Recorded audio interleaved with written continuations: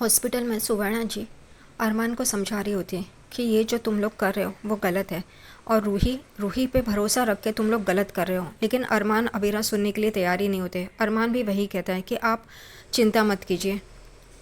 फिर भी सुवर्णा जी कहती है कि रूही और तुम्हारा पास तुम्हें पता है, रूही कैसे बर्ताव कर रही थी ये तुम्हें पता है, और रूही को अगर उस बच्चे से लगाव हो गया तो वो क्या देगी वापस तुम्हें वो बच्चा। अरमान कहता है हमने कॉन्ट्रैक्ट साइन किया है इसलिए उसे देना ही होगा। सुवर्णा जी कहती है ठीक है कॉन्ट्रैक्ट साइन किया है, लेकिन जैसे तुम कह रहे हो कि अबीरा अब भी दक्ष को याद करती है, उसे भूली नहीं है, तो क्या 9 महीने रूही तुम्हारे बच्चे को अपने कोख में रखेगी और वो इतनी आसानी से दे देगी? उसे लगाव नहीं होगा उस बच्चे से। अबीरा ने तो दक्ष को पैदा भी नहीं किया था, फिर भी उसे उससे लगाव है।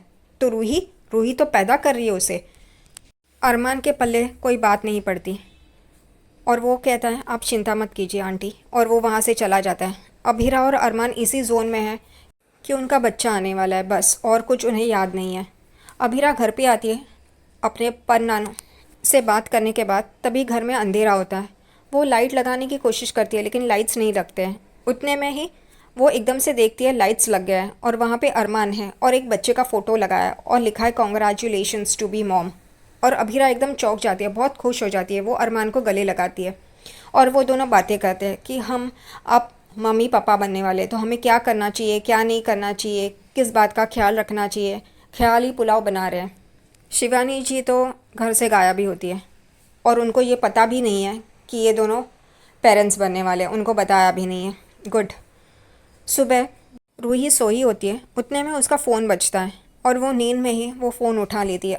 वो कॉल अबीरा का होता है, इस वजह से रूही कहती है हाँ बोलो अबीरा, और वो बहुत नींद में होती है। अबीरा कहती है तुम ठीक तो हो? रूही कहती है हाँ क्यों? तो वो कहती है कब से दरवाज़ा बज रहा है, तुम दरवाज़ा क्यों नहीं खोल रही हो? रूही कहती है क्या तुम बाहर हो, तुम आई हो यहाँ पे? वो कहती है नहीं नहीं, तुम्हारे लिए कुछ भेजा है।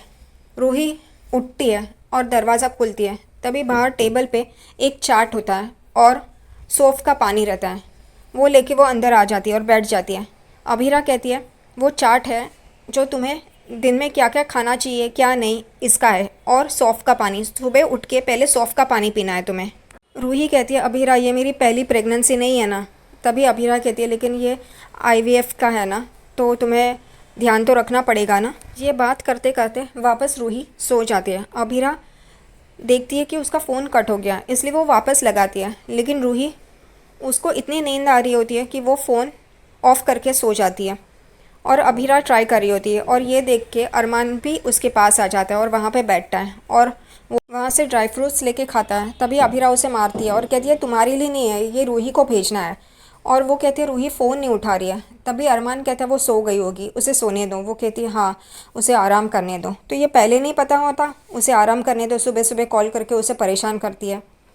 अबीरा कहती है कि हमें अब बहुत ध्यान से खर्चा मैनेज करना होगा। वो एक डायरी निकालती है और अरमान को दिखाती है कि इस खर्चे को हमें ज़्यादा नहीं करना चाहिए, उस खर्चे को हमें ऐसा नहीं करना चाहिए, क्योंकि लास्ट नाइट अबीरा एक फर्म में वकील की जॉब ले लेती है और ट्यूशन्स भी होते हैं और अरमान का भी बिज़नेस चल रहा होता है। इस वजह से वो लोग अब कहते हैं कि हमारा बेबी आने वाला है तो हमें 2 BHK तो चाहिए ही चाहिए, और स्कूल और बाकी का खर्चा, रूही के हॉस्पिटल बिल्स अरमान कहता है हम ही भरेंगे। तभी अबीरा कहती है ठीक है, क्योंकि अरमान कहता है हमें लगे तो सही कि हम पेरेंट्स बनने वाले हैं, इस वजह से ये खर्चा हमें ही करना चाहिए। दूसरी तरफ अबीर चारू से फ़ोन पे बात कर रहा होता है। वो एक रिसोर्ट में कपल्स के लिए बुकिंग करता है और चारू भी उसका साथ दे रही है। कहती है कि हाँ इस बार तो कियाराना हमें पकड़ा था, बच गए, लेकिन ऐसा नहीं होना चाहिए, इसलिए दूर ही रहो।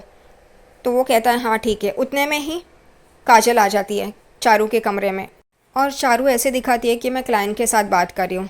वो फ़ोन रख देती है। अभीर को भी समझ में आ जाता है कोई आया है। काजल कहती है तू इतना काम में मत खो, अपनी पर्सनल लाइफ को भी एंजॉय कर। काजल को क्या पता वो वही कर रही है, एंजॉय ही करिए अभीर के साथ। कियारा अभीर को बुलाने के लिए आती है, तभी देखती है कमरे में अभीर नहीं होता, लेकिन उसका लैपटॉप ओपन होता है।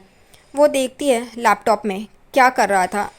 वो लैपटॉप में देख के एकदम चौंक जाती है और कहती है क्या अभीर ने हमारे लिए होटल में रिसोर्ट में बुकिंग की है? अच्छा वो मुझे सरप्राइज़ देना चाहते हैं, तो मैं भी ये सरप्राइज़ ही रखूँगी। और वो खुशी खुशी वहाँ से चली जाती है। अब उसे क्या पता वो उसके लिए और चारू के लिए किया है। कियारा के लिए नहीं।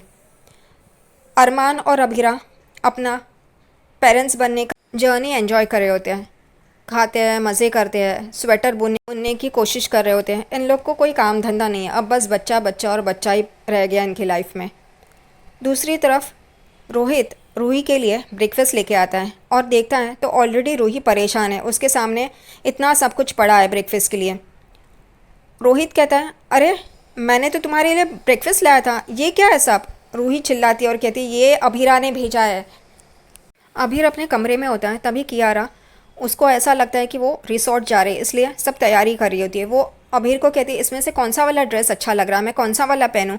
अभीर को कुछ ये सब पता नहीं होता, वो रेड वाला बोल के उसको फ़ोन आता है, मैसेज आता है, इसलिए वो साइड में चला जाता है। कियारा खुश हो जाती है, रेड ड्रेस बोला यानी कि प्यार का रंग है वो, और वो अपने आप खुशी मना रही होती है, लेकिन उसे नहीं पता कि उसके साथ क्या होने वाला है। रोहित को एक मैसेज आता है, वो मैसेज देखता है और वॉइस नोट होता है अरमान का। अरमान ने रोहित के अकाउंट में कुछ पैसे ट्रांसफ़र किए होते हैं, इस वजह से रोहित और रूही परेशान हो जाते हैं। रूही अभीरा को कॉल लगाती है कि अरमान ने ऐसा क्यों किया। तभी अभीरा कहती है कि हम तो कुछ नहीं कर रहे हैं, तुम ही सब कुछ कर रही हो, और हमें ऐसा लगता है कि हम इस सब से बाहर है, इस वजह से हम ये कर रहे हैं। रूही कहती है, लेकिन हम भी दक्ष के जैसा ही इसको मानते हैं ना, तुम्हारा बच्चा है माना, लेकिन दक्ष की तरह हम इसे प्यार करते हैं। लेकिन अभीरा उन्हें समझाती है कि हमें ये करने दो, तो वो कहते हैं ठीक है। संजय फूफासा उनके कमरे से गुजर रहे होते हैं, तो वो ये सुन लेते हैं कि अरमान ने रोहित के अकाउंट में कुछ पैसे ट्रांसफ़र किए। अब वो ये सोचते हैं कि ऐसा क्यों किया और इसके पीछे क्या वजह है।